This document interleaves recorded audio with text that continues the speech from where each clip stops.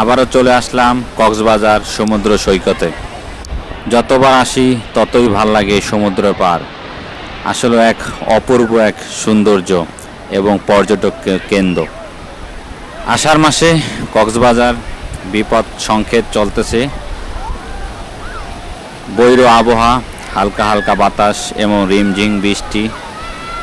এই বৃষ্টির ভিতরে আসলে কক্সবাজার এক অপরূপ সৌন্দর্য এবং ঢেউয়ের মাত্রা খুবই ভালো।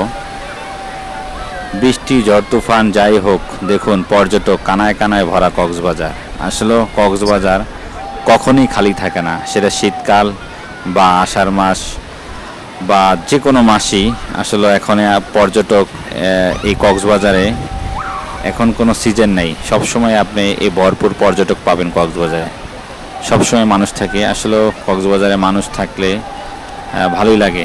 আসলে নিরিবিলি থাকলে ভালো লাগে না, তবে প্রচুর আজ পর্যটক কক্সবাজারে। জোরে জোরে বাতাস, বৃষ্টি।